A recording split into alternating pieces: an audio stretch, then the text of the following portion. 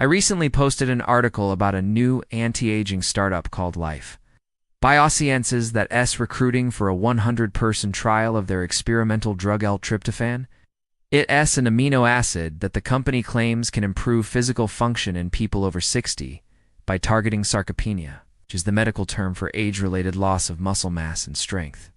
Now, this was my first foray into writing about longevity in the anti-aging space. And although I've been covering biotechnology startups for years, I felt like I had to do some additional fact-checking and reading up before writing about this one.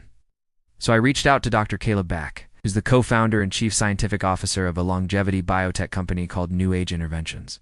We spoke on the phone, and he was kind enough to answer some questions that I had about the anti-aging space and clinical trials in general.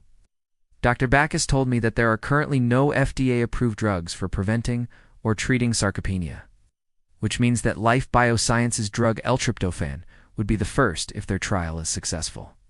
You don't need to have all the answers.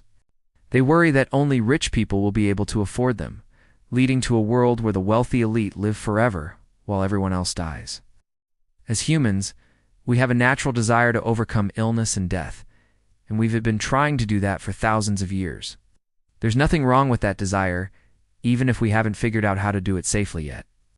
The best way to learn how to do something is to try and do it and learn from your mistakes. I think that clinical trials are a safe and effective way to explore our potential for living longer and healthier lives. But so far, no anti-aging drugs have been proven to extend lifespan, let alone indefinitely. And even if one did, it would likely be at least 50 years before we know the full implications. The way that I understand it, the way that these trials work is that companies start by giving a drug to a small group of people and then monitor them for safety.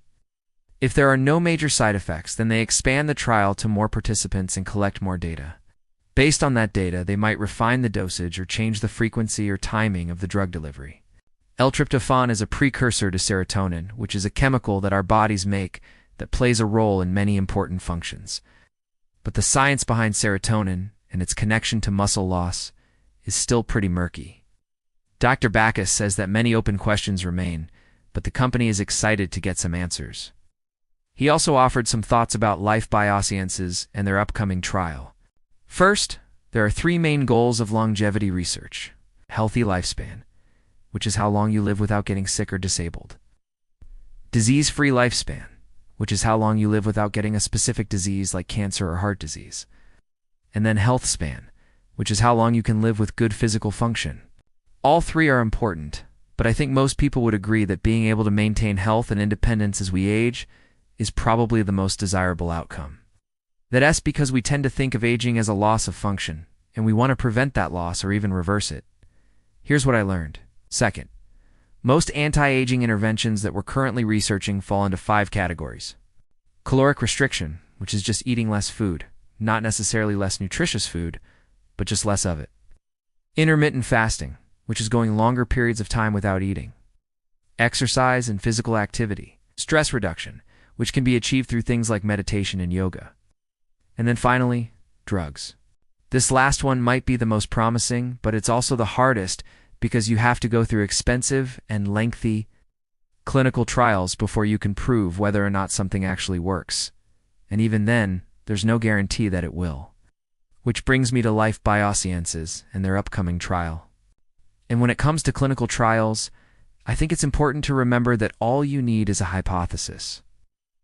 The reason why I'm emphasizing safety is that a lot of people have ethical concerns about geroprotectors or anti-aging drugs. Personally, I don't have any ethical qualms about taking a drug that could potentially help me live longer as long as I'm aware of the risks. Caleb Back, thank you for speaking with me. Thank you for watching. See you next time.